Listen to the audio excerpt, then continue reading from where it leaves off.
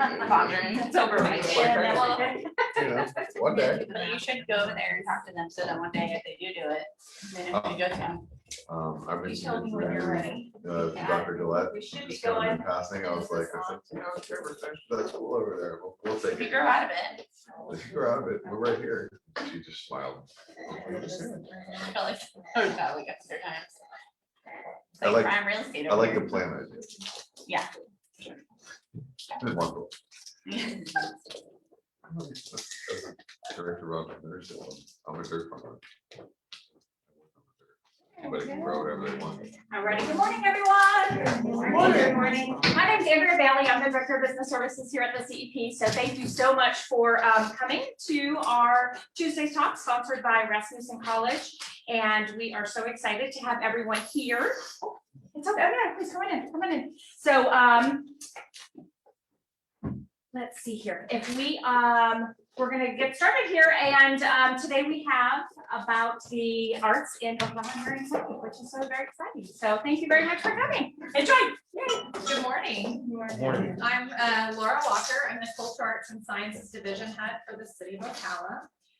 So we're going to talk about various things today, some of which include our Community Cultural Arts Plan. We're going to talk about the public art. We're going to talk about the performing arts and also the Discovery Center. And then Jay is going to fill you in on all of Marion County. So just a cool stat, public art in Ocala is 89% higher per capita than the city of Chicago. Chicago has more money, so they have larger and more expensive pieces, but we do have more art than they do. So, Wow. all right. Uh-oh. It's not working. You want me to go? Yeah. Is the light still on? Yep, lights on. It's not advanced. Challenges of technology. Yay, okay. All right, so here's a. Got better? Can you read it all? Yep. So here's a quick operating update for the city of Ocala.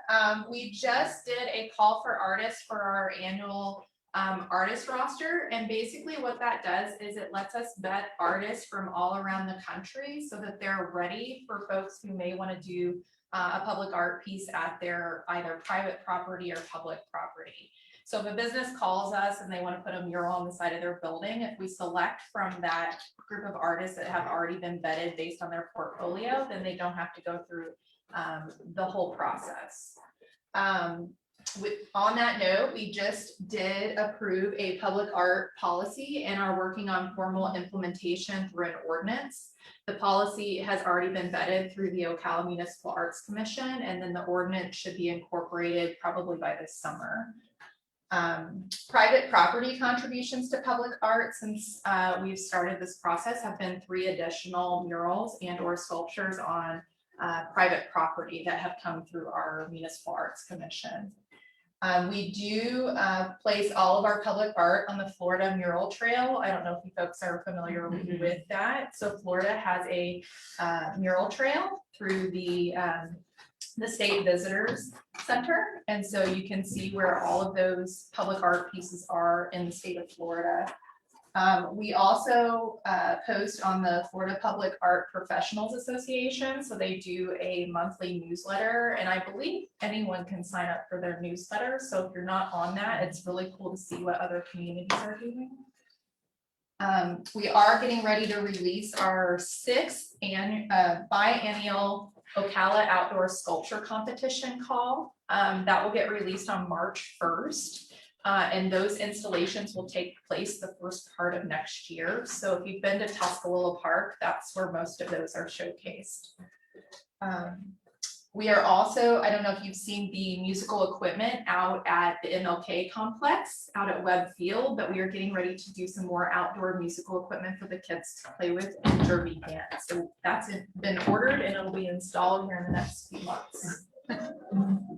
All right, so here are the completed works that have happened over the last maybe 1.5 years or so.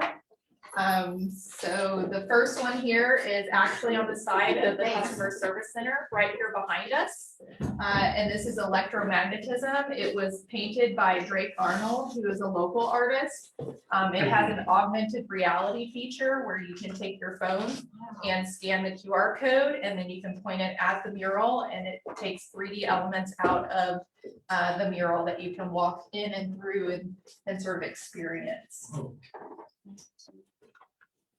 The next one is on the side of Jay's building, Marion Cultural Alliance. This is Reflections Through Flora. This was a collaborative project through Ernesto Moronge, Mike Zeke, who's a local fabricator, and Suzanne Shuffett, who used to be the city's horticulturist. And so basically what has happened with this is we have a mural that has custom fabricated trellises on both the ears and the nose, and then has plants and flora incorporated into those so that this piece is continually changing. And this was sponsored in part by an anonymous donor, so that's really cool too. This piece here, if you've been to the Ocala Skate Park, is actually on the underpass, flanking behind the skate park. This was a coordinated project with FDOT. FDOT has a pretty lengthy process for public art approval, but they were so excited about how this project turned out that they've been recommending us to showcase our public art collection to other cities before they do projects. So that's super cool. Uh-oh, we're stopping. Not letting me go to it. Yay! Okay, who all has been to the art park? Okay, awesome. So the art park is right behind Union Station, which is actually the Magnolia Art Exchange. So if you haven't been there, you should check that out as well. So we just took out what I call the terrible Dairy Queen tables that used to be here and replaced them with these custom fabricated seating elements, which are basically paint palettes. So if you get a chance, you should go out and check that out. This project was super cool. We worked with the engineering department when they were building the MLK First Responders Campus.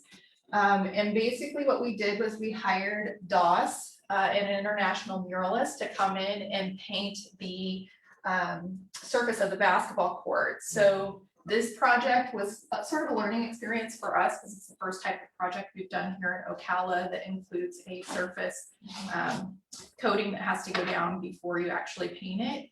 And that surface coating is very similar to what you see on tennis courts, so that it protects that surface before the paint's added, and there's a huge clear coat that's put over top of it. So it's been a great addition to our city, and as you can see, it includes sort of a more youthful greeting of a fist bump, and then we have the emblems of the police and the fire department. And this was planned before all of the chaos happened, by the way, so I guess we had a little bit of forethought.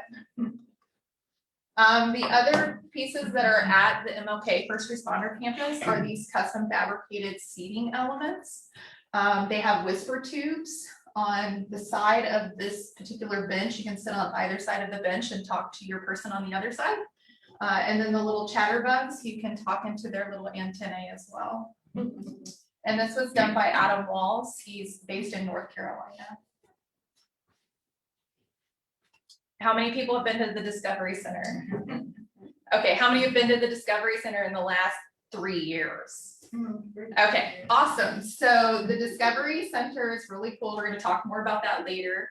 But we have a mural installation in the small classroom there that was done by Justin Alsadak, a local artist. And basically it's from marine life into outer space. So the kids really love it. It creates a whole environment for them to sort of be engulfed in when they come to classes. All right, now this project was a project through our growth management and engineering departments. And this, if you've been to the Riley, 9th Street is the street that runs along the side of the Riley Arts Center. And so basically what we did was we worked with Mike Zeke, the same local artist, to create these custom fabricated panels. And the reason why they have a magnolia is because this is the North Magnolia Business District. So. All right, what about Tuscaloosa? Yay. Okay, so this project is painted on the bridge in Tuscaloosa. Alex Mathea, who is a street artist here in Florida. So this particular project got a revamp in the last few months after we learned a little more about surface coating for high traffic areas. So this actually has duck poop all over it. So we refurbished it, and it's really a cool place to take your photos. We see a lot of social media posts with this particular bridge in them. So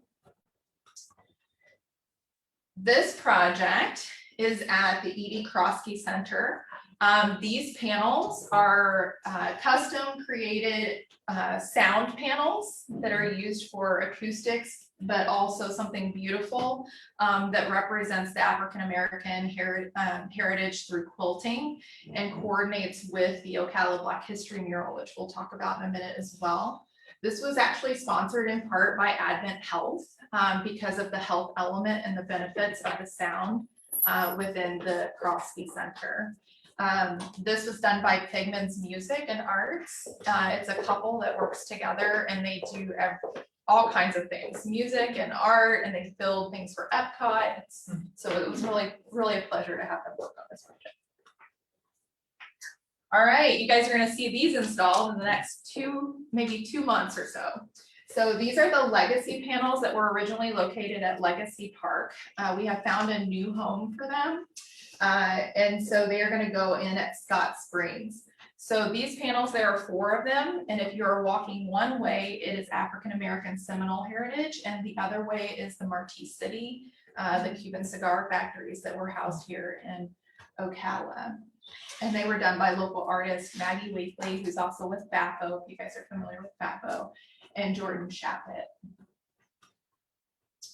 All right, this project, Jay loves this project. So also again, Drake Arnold, this was actually a mural that was donated to the city and MCA.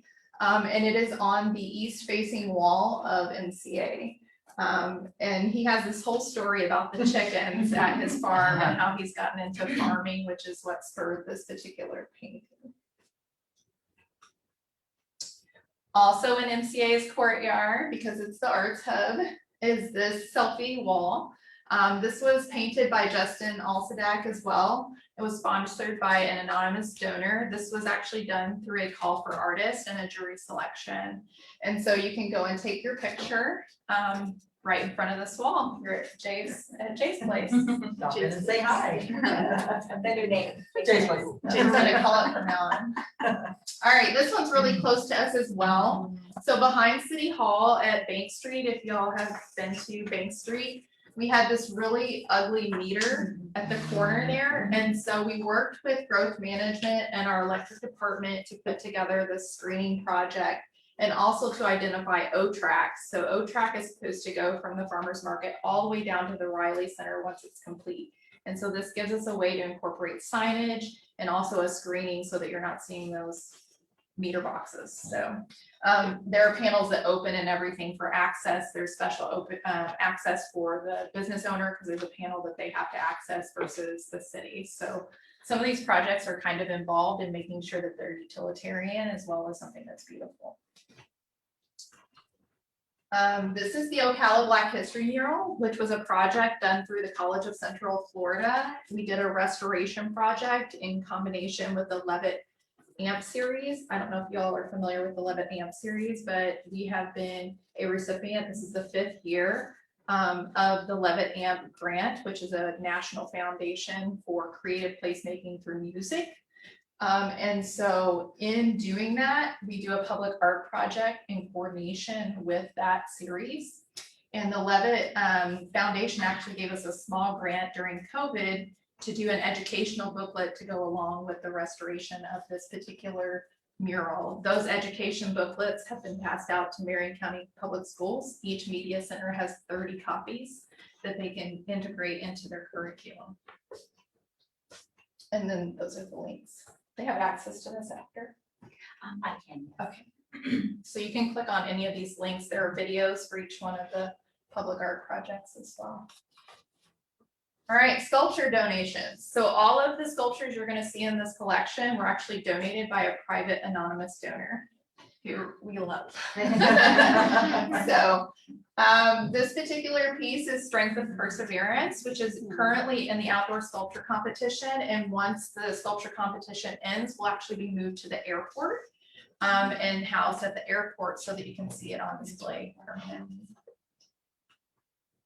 Arabesque, this one actually is currently in Tuscaloosa. It is going to be moved to the median on the bridge of State Road 40 if you're going from Pine over to MLK. So we're gonna put it right there in that median. We're working with FDOT currently. We have to get all of their approvals, but like we talked about before, they love us, so I think that's gonna happen. Cinnabar is also in the current outdoor sculpture competition. This was done by James Futrell, and this will be moved in front of Discovery Center once the sculpture competition is over. If you hadn't noticed, we used to have the metallic fluttering, the butterfly was outside of Discovery Center, and that has now been moved over to Citizen Circle. So we need to put another piece of public art in front of Discovery Center. Monolith series. This one is actually at Nature Park going over towards the YMCA. So this was a permanent piece as well and has plantings incorporated into the sculpture. Navigator. This particular piece is in the art park. The reason for its location is we kind of use it to get people to come across to the art park from Tuscaloosa because you're like, what's that? So I think it's done its job. We've seen a lot more activity over in the art park since it's been moved over there. It was done by Rhode Island artist Mike Hensel. And this is a semi-permanent location. We don't like to say permanent because we may move something at some time. So. These are the projects that are in process, which means we have money and we're working on them. So this is actually Jay's project. NCA's public art project, the horse feeder project. Some of the horses are housed on city property and or partnership property with the city. And so those horses are horses that the city maintains. And so we are going to be getting 3 more. So one is going to go to the MLK First Responders Campus. One is going to go to a park. We believe it's Prosser Park, and the police headquarters. All right, this is the project that we have been working on for 3 years. So I'm so excited that we finally got the funding dedicated to do this. This is going to be the Osceola track mural that will go on the side of the Seminole Feed building. It will replace the Hens mural. So the Hens mural is up for replacement because after a certain period of time, public art, especially murals, either need to be restored and or replaced. And so this project, Skip, he has his own YouTube channel and he'll film the entire process and work with local artists and local arts organizations to install this particular piece. The color scheme that you see here is representative of how it will be painted, but the actual subject matter will be multimodal transportation. And this one is in part sponsored by OEU.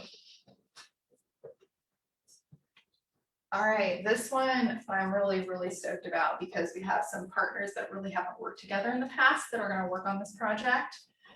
So this is the side of the E.D. Crosby building on MLK. These are some representations of the artist work that will be working on this. So Sarah Painter and Cosby Hayes, who did the underpass mural behind the skate park, were selected to be the artist on this project, and they will be working with local writer Cynthia Graham to document the entire process to provide more educational materials for our public schools. It will be both in written form and in video. And we currently have partial funding. We have a grant from a sponsorship from the Fine Arts for Ocala. They will be partnering with the MLK Commission. Racial Harmony Task Force provided money towards this as well. The subject matter will come out of local community meetings with the neighborhood and the general public. So through those charrettes, that concept will be developed with the artist, and then we'll go through that entire process of installing that piece. And we're waiting to hear back on a National Endowment for the Arts grant. We should hear back in April. So hopefully, fingers crossed, we get that as well. Another J project. I feel the love. We've just turned it into an art mecca in MCA. All right, so this project is an awning project. I don't know if y'all have seen the yellow awnings at MCA that are badly in need of replacement. So basically what we're going to do is install an aluminum Art Deco for period relation to the building, awning on the front of the building with a keystone in the middle. And then these side panels that you see are removable. And what we'll do is a biennial mural competition where it'll be jury selected monochromatic tones because we have a lot going on in that building. And that will get replaced on a 2-year cycle. And so the first time it goes up, it'll be one solid mural, but after that, it'll kind of be like a flip book. So you'll get to see as the mural goes up and the other one comes down. And then these are just colors that are representative of what will be included in the awning that mirror what is already in the neon sign, which is also going to get refurbished. All right, in the hopper. These are the ones that we need money for. So we may have money, but it's one of those things we're kind of waiting to see what happens with different things. So how many of you are familiar with the new community center that's going up at the old Royal Oak site?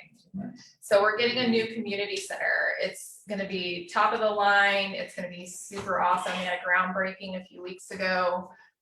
So in that particular facility, there's a huge atrium when you walk in. So what we want to do is a suspension piece in that atrium. And so these are just examples of what we might put there. They're not necessarily, the artist hasn't been selected or anything like that, but just to give you an idea of what a suspension piece might look like that would be put in that facility in that atrium.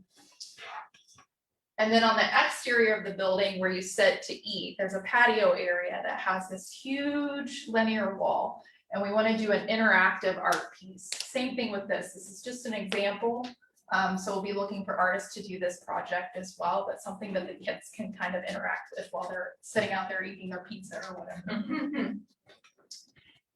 And then inside the community center, there is a double basketball court. So the blue that you see is where there will be what they call tectum panels, which are basically sound absorption panels. And we'll work with a local artist to design the layout of those tectum panels. We're kind of restricted on what those sizes are because of how they're fabricated. And if you start doing custom cuts, it costs a fortune. So we're gonna stick within those restrictions and come up with something super cool in the gym. And then the airport. So the airport have any of you been out to the international airport here? Mm-hmm. Yep. Okay, so they have a really cool historic plane hanging from the ceiling in there. So we talked with Matt, who's the airport director, and he wants to do public art in there. And we talked about doing a lighting project. So we could do a lighting project around the exterior of where the plane is. So here's some examples of what that might be as well. I don't think we're going to get away with the neon because he told me he doesn't like neon. But I love neon, so we'll see. All right, performing arts. All right, we just had our first art park series in January. It was Bluegrass and Barbecue. We had 435 attendees, Wow. which is the most we've ever had in the art park. We created pods on the grass so everyone could stay socially distanced. Big Lee's was the food truck there. They sold out of almost everything. We had Merriam Bar and Bubble. So they provided drinks for folks to purchase as well at that event. It was a great night. It was beautiful outside. So if you haven't been to an event in the art park, you just have to go. It's stunning. So the next one we're having is this Saturday. It's during the day from 10 a.m. to 2 p.m. And it's called Art Outside the Lines, which is a showcase of our public art. So I'm here giving you a presentation, but you can actually go on tours, and we have guides that will take you through the whole process. You can ask questions, all of that stuff. There'll be games that are art inspired, such as Pin the Air on Van Gogh and things like that. So there'll be a character artist out there and music. We have 2 local musicians that are gonna be playing. Greg Snyder and Callie and Megan will both be playing. The event is actually free. You can buy a curator pass to do the tours and the games and the character. And you get a drink with the curator pass.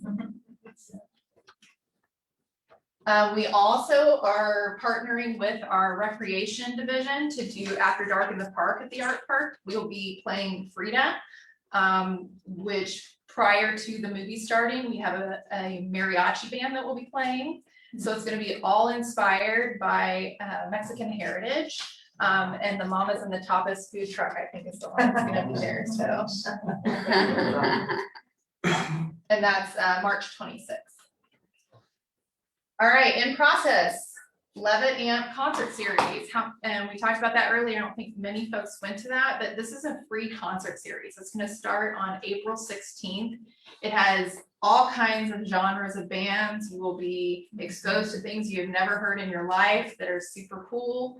Our local arts and cultural nonprofits provide the intermission. Larry over at OCT likes to have folks come up and do impromptu things, which makes it super fun. So we also will have Big Lee's here at the concert series, and we're partnering with the MLK Commission on the finale. So the finale will be a little longer. We are looking to have a brown bag lecture that same day, and it'll just be really fun. And just a quick little tidbit, we have the Commodore Experience as the finale. So, all right, new COVID protocols, because we're so excited about hearing about COVID. We encourage face coverings at all of the events. We have hand sanitizers everywhere. For social distancing, like we talked about, many communities are doing the pods on the grass, so we are also doing that. So we've drawn the circles on the grass. Like at the Art Park series, everybody was very compliant. It worked out really well. Green room updates, we're keeping the band separate. You know, we're doing a lot more, just like you guys are having for your breakfast, grab and go type stuff, and not so much buffet.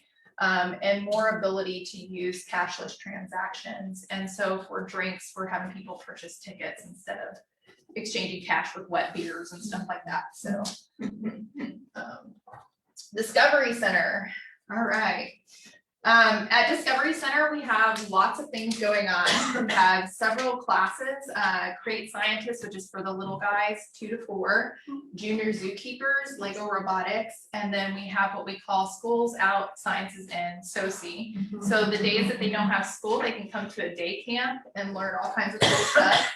This is Miss Kara showing off the nocturnal room to the kids there. Our exhibits. So because Discovery Center is a small facility, we do a lot of in-house builds. We have a lot of talented staff that build from the ground up. Sometimes we rent pieces, but we've been doing a lot more in-house because it's so expensive to have an exhibit. So just to give you an idea, most small exhibits are around $50,000 to $60,000 to rent, and we can build them from around $20,000. So we also have modified interactives because of COVID now. So we have a lot more stuff that's easier to easier to sanitize, or maybe they're kits. Star Lab, we've created another option with NASA where you can go into the classroom instead of into the dome. And we have a projection with NASA that we can do in that room as well. We also have virtual field trips, and we just received a grant through Rotary to purchase VR headsets that will be able to be loaned out to the schools, because the schools are not coming to us. We're going to go to them. And then date night. Have you been to date night at Discovery Center? No. Everybody thinks Discovery Center is for kids. I know. So for every exhibit that we have, which is a quarterly change out, we have a date night. And it has been a huge hit. We sell out every time. And so you get to come and basically be a kid. We do an experiment. We have a Star Lab and/or classroom Star Lab show. We take them on guided field trip through the actual exhibit hall. And then we have wine and cheese and all that kind of stuff that adults would like to have at their field trips. So. And you don't have to be, by the way, you don't have to be a couple. You can be mom and daughter. You can be just two adults, two people over 18 that can come together. So we also have camps at Discovery Center. So we have 10 themed weeks. Every week is a different science-based theme. We have 2 classrooms. We have a younger group and an older group. We do we're going to do local field trips this year. We didn't go on any field trips last year because of COVID, but this year we're going to do all Marion County field trips. And then we have guest speakers, and the kids have a lot of fun doing that. So COVID protocols. So we are doing face coverings at Discovery Center, except for the little guys that can't wear them. Sanitizing, we have folks that go through and clean all day long. We're limiting the group sizes that are coming into the facility. We're doing local field trips. We have the grab and go kits rather than sharing a bunch of crayons in the room. We have the virtual field trip opportunities, and we also have our expo stations, which are a science fair in a box, essentially, that you can take off-site. Anybody have questions? Wow. Yeah, sorry.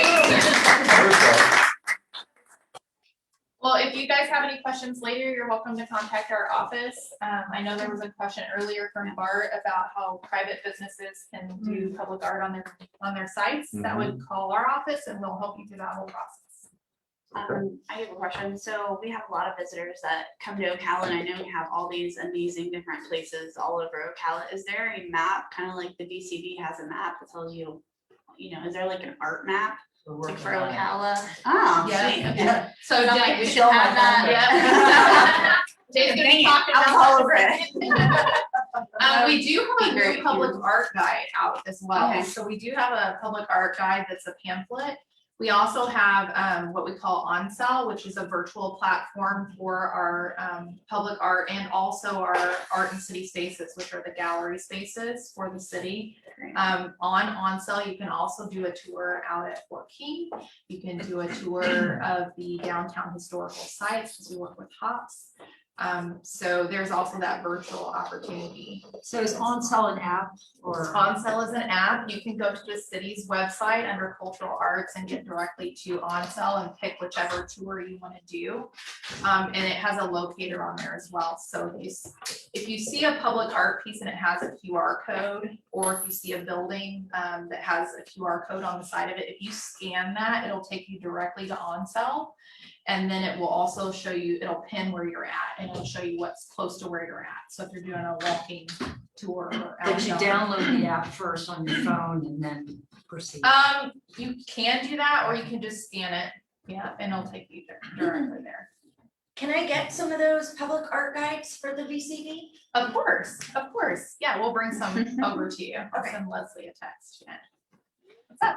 I heard you mention one of the artists is named Sarah Painter. Sarah Painter. How appropriate, right? But this may get into Jay's part of the presentation, but on the awnings, we have a lot of historic buildings around downtown. I think the awnings really freshens things up a lot, and there are monies allocated to basically help the facades of some of these buildings. Is there a plan in place to maybe spur this awning effort? So I think that's part, because we are working with growth management through the CRA process to get the remaining funding to do this project. So they are working with different folks, private owners and such, to update their buildings, and Jay can talk more about CRA. But the building next to MCA, you notice that it just got a facelift with the awning and also the paint colors. That actually was spurred because of the public art next to it. So I think there definitely is momentum. Once someone fixes up their house, then the next house is gonna do the same, because they're keeping up with the Joneses, right? So, yeah. The Levitt series you were talking about, how, I work for public broadcasting, how can we get involved? Because it sounds like something right up our alley. I will tell Jen to reach out to you. Yeah. Yeah, I would love, I mean, I'm adding hours to my life. Yeah, and Levitt, was scheduled last summer and we had to postpone it, but thankfully everybody was on board for doing that, including the Levitt Foundation, because they saw this, on a national level that folks were having to make adjustments and figure out how to do this, so. Not moving in, just for tourism. Anything else? The CEP doesn't go. All right, Yeah, all those Thank topics. you. Yeah. That was so Awesome. impressive. Laura Walker is impressive. Yeah, I I just- No. I'm absolutely I honored. feel so proud of her. I'm honored to call her my colleague. We have a lot of fun together. Yeah, we It's do. really very impressive the work that she does. And she's always smiling despite having so many things on her plate. So I press this. To the right, the little circle. Press it. See the arrow? Uh-huh, I do now. Already. Being stubborn. It is. And yeah, I also want to make sure that, like all the concerts or whatever's going on, that we make sure the hotels have flyers and stuff. So even if you have guests coming in, they could go to them, they could attend them. They don't have to be, just locals, Right. like making sure that we're, We have to yes. about that in just a Yes. few minutes. Thank you.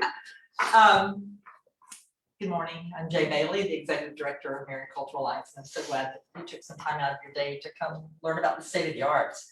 We're primarily going to talk about Marion Cultural Alliance, what we're up to, the economic impact here in Marion County, and then we'll be available for questions afterwards. What's interesting is the building that we occupy, that now it's been adorned by 3 beautiful murals, thanks to the city and anonymous donors. It was built in 1953, and it was called the Hub. And when I was in 2nd grade, my dad got an invitation to go to the University of Florida football game. And my mom said, we gotta go to the Hub and get you an orange and blue dress. So I've been in that building for a really long time, and we simply adore it. It is the hub for artists, whether they're established artists, new artists. It's often the first place that people come to learn about the art scene in Ocala County. It's also a place that we bring artists together and the general public to be inspired and collaborate to learn. And now, as we've mentioned several times, because we're so proud of it, the building has become a destination. A day doesn't go by that we don't see people in the courtyard taking pictures or by the bear. And now they're illuminated, so it's a 24-hour experience for our guests. So we were, at the invitation of the city of Ocala, invited to occupy this building when downtown was not the way it is now. It was a very sad and lonely place. And the city wisely thought that an art gallery and art center would bring in a little bit of energy to the downtown. And we're proud that we continue to be able to renew our lease with the city. I thought about, in my lifetime, I've been in Ocala since I was 2 years old. And there was the Ocala Symphony. It was in the old 4th High School auditorium, and there was the Civic Theater, basically. And then a little bit later, the Appleton came along. But when as a community did we start talking about the value of art and seeing public art? And it wasn't until 2001 that Paula King and Lori Zink both went to different Kentucky towns that had painted horses and said, Ocala, Marion County, the horse capital of the world, needs a project like that. So the first herd was over 53 strong. It raised $850,000.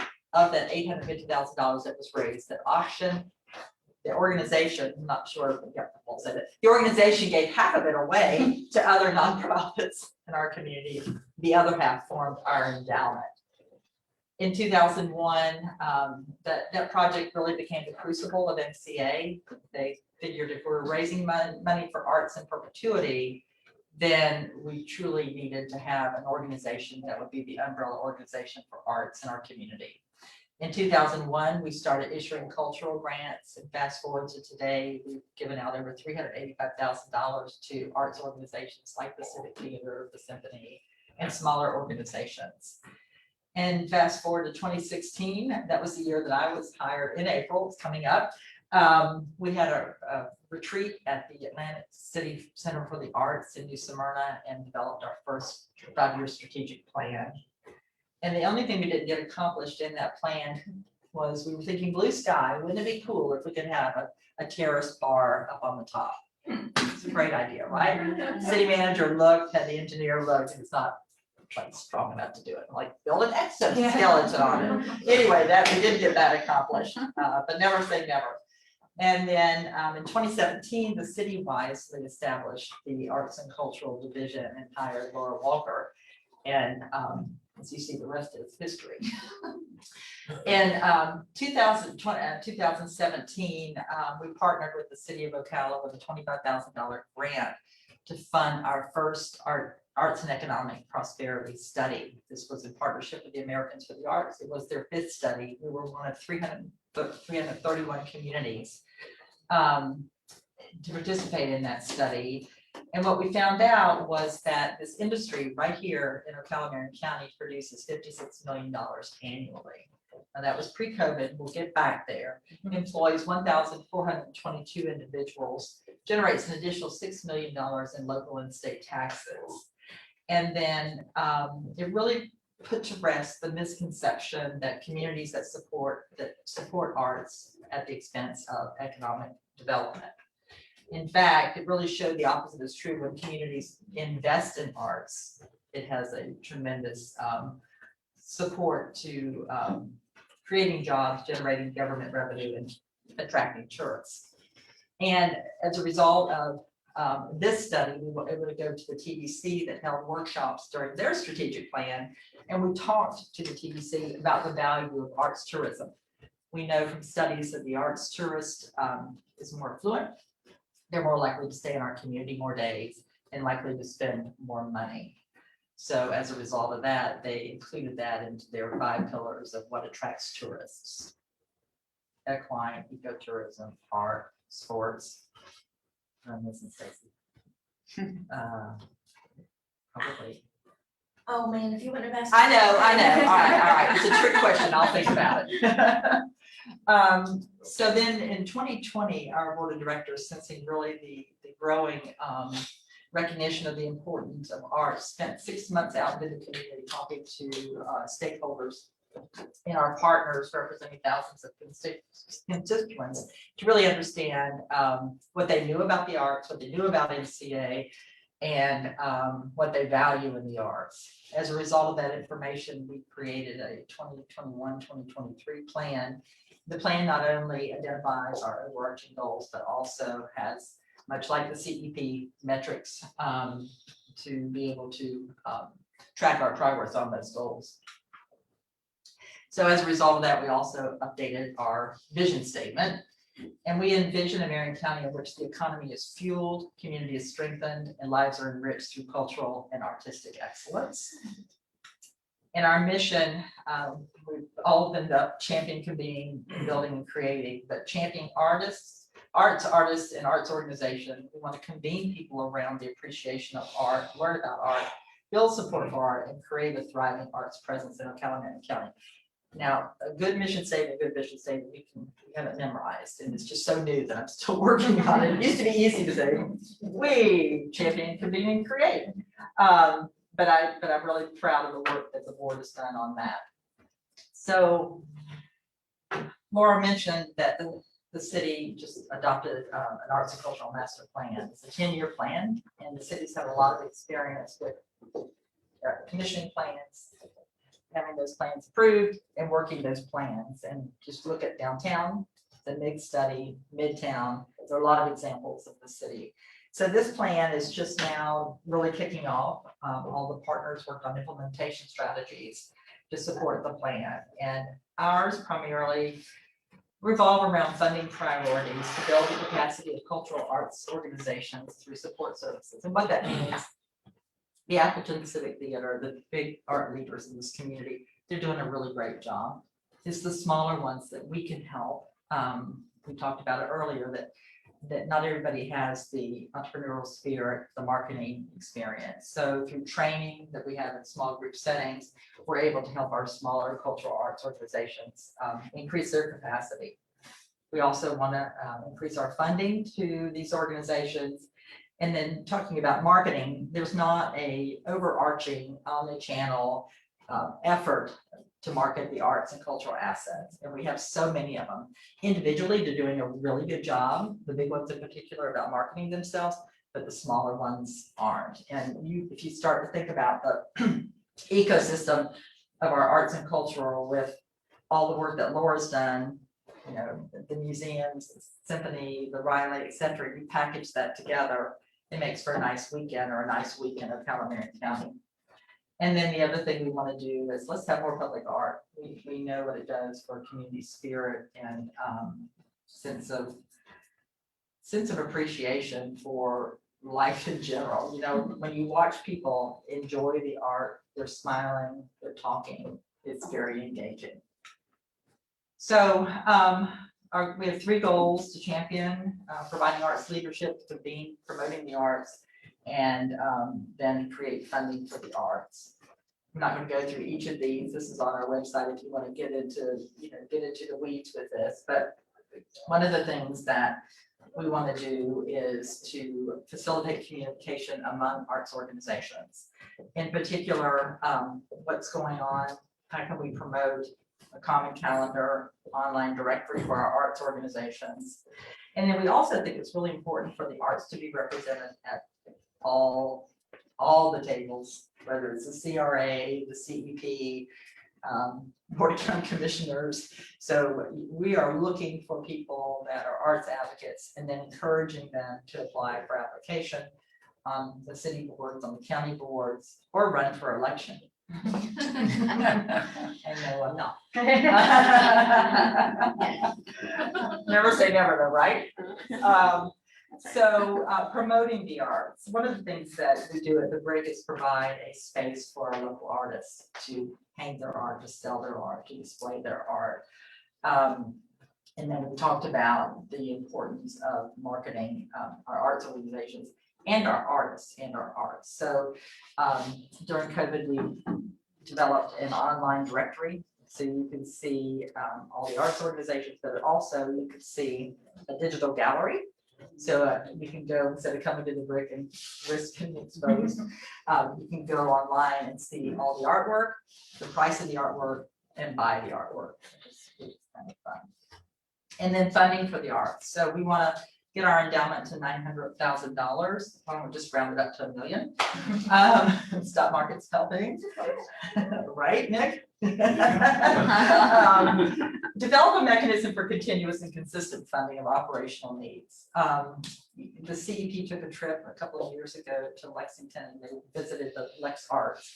And they have a service agreement with the city and county are combined, but so they get funding from the city and county to run an alliance.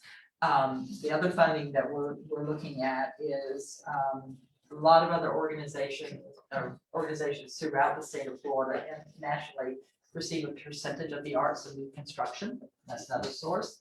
Another source is the TDC. I know that in Alachua County, the TDC provides funding for marketing, and their philosophy is a little bit different. I know ours is heads and beds, but their philosophy is the best marketers of art and culture in Gainesville, Alachua County, are its residents. And I really think that that's a strong statement. And then increase amenities to enhance the value of the Brick as a rental venue. If you ever want a great space to have an event, we've got it. I'm gonna fly through these because I know we're getting close to the end of time. Our major role in life is to be a funder of the arts. That's what we've done primarily since the beginning. We funded more than $2.5 million since our inception, stipends and scholarships, grants, etc., to nonprofits, artists, and other nonprofits, honorariums and scholarships. We've impacted more than 325,000 individuals, including students and veterans, those with special needs. And just as a small example, the Civic Theater pre-COVID wrote a grant for The Lion, the Witch, and the Wardrobe, and they took it out into the community. And I visited the one that they did at Hillcrest with the kids with autism, and they were just spellbound throughout the entire play. And they listened to the talk back with the artist, and they were very engaged in that. And, you know, without that grant, they may not have had that experience and that exposure. Talked about Levitt. Is it fourth or fifth? I thought it was the fourth. Well, we got an extra one, so it's really the fifth, we just skipped last year. Okay.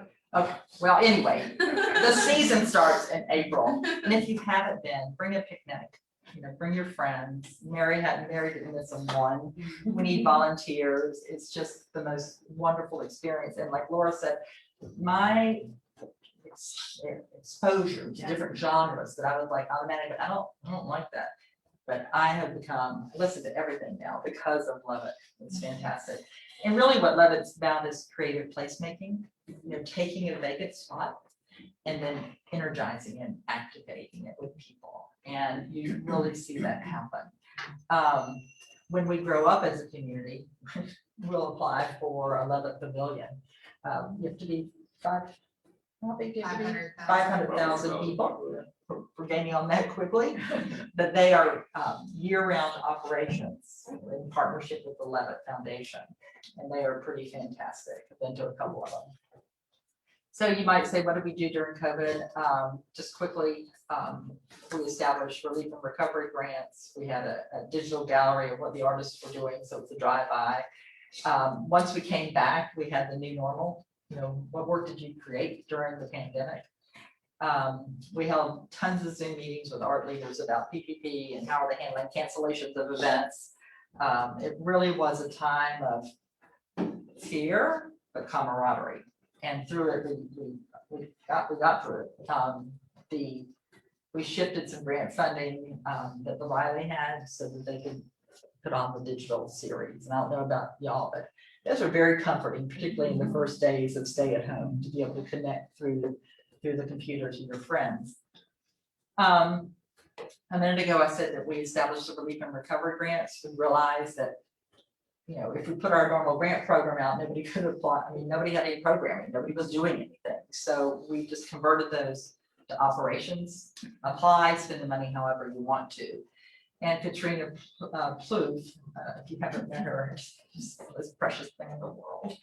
But they used their $5,000 grant to rebuild and revitalize their outdoor stage. And I don't know if you've been there, but I went to Twilight Tales, but we're sitting on hay bales, the outside bar is there, market lights. It's just a really phenomenal space. And this may be a little bit of extreme, but she said, we saved them. I don't think we did. They were fine on their own, but this probably would have been done in the future. But this is one of the positive outputs of COVID, that they now have another performance space. So we talked about horse fever herd. This is our fourth herd. And we unveiled the horses last Saturday to the public. And they are now, they're stabled at Transform Co. for a couple of weeks, and they're going to move to On Top of the World. On the first Monday, I think it's March 1st, they'll be installed on the Great Lawn in front of the Circle Square Cultural Center for photo ops. And then every day from 11 to 2, they'll be on view in the lobby.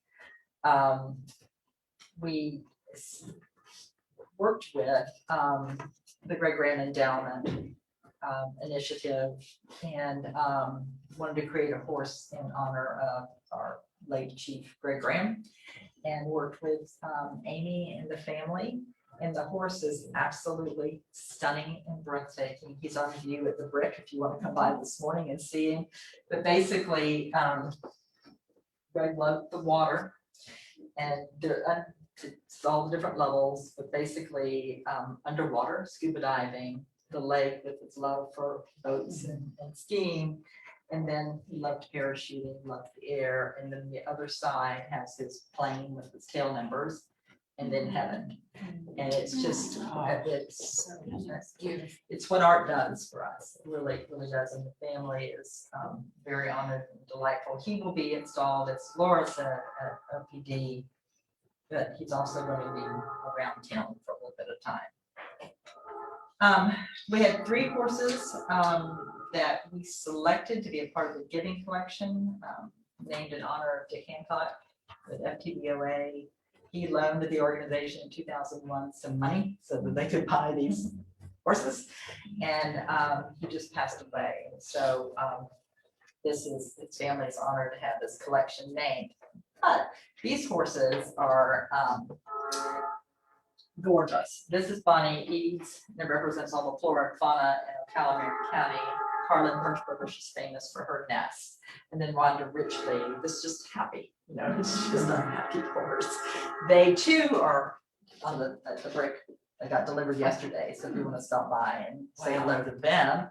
And they will be on the road going a lot of places because I have raffle tickets to sell. So if you, I know we're not supposed to do commercials, but that's all right. That's for the arts. For $100, you can have a chance to win one of the horses. The drawing will be in June. And the tickets are by each horse, so you can choose which horse you want to buy or buy one of each horse. People are buying them 10s and 20 at a time. Because at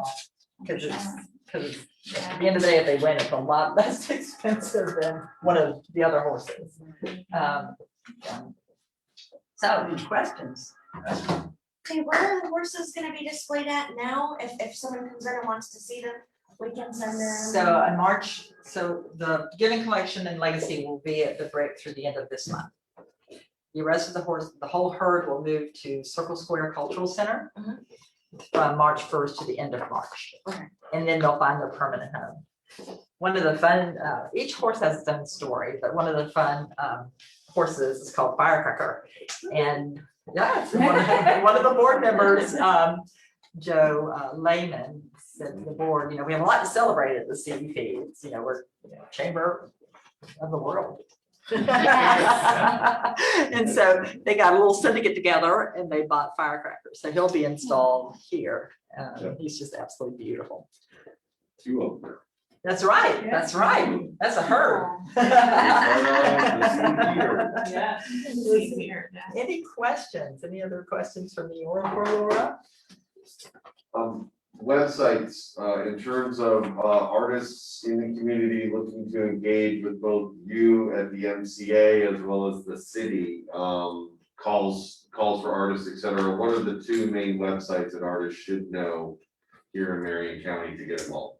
So artists should like our Facebook page. Yep. Because we always have our calls on that. Okay. We also have a weekly newsletter called The Article, ART is capitalized. And members of the organization get that on a weekly basis. Membership is $30 for an artist, For the year. for an individual for the year. Get in now because it's changing. Thanks to Todd Rudiani. And an artist or a business is able to set up their own portal on our page that links directly to their website. And there's also an analog opportunity you can call. And then on our website under calls to artists, all the calls are so. And that's mcocala.com. .org. Yeah. Our next exhibit that's coming up is Monochromatic March. So the artists are being challenged to create their visions. And it really, we didn't plan this, but we were very impressed with ourselves because of the synchronicity. That are like, would it be cool if the artist that's going to do the awning would be able to announce at the end of March? So I don't know if that can happen or not, but it's a very exciting time. Thank you. And for And for the city. For the city, same thing, Ocala Cultural Arts Facebook page. Okay. The city has a website. If you want to be added to our newsletter, you can email us at artinfo@ocalafl.org. And we can get you on that newsletter. We also do a newsletter. And most of our calls through the city are going to be available via Cafe, which is an online program for submission. So you can search, globally for our local artists, they can search Cafe for all kinds of calls. But our calls are on there as well. Thank you so much. And I'm sorry, Laura, what was the email address to get the art? It's artinfo@ocalafl.org. You can also go on our website and subscribe to our newsletter. I'm overwhelmed. I took like, hopefully I'll get a copy. A little notebook's full. Shorthand came in handy. That's great. It's amazing. I'm just blown away. Yes, Thank you all for taking the time.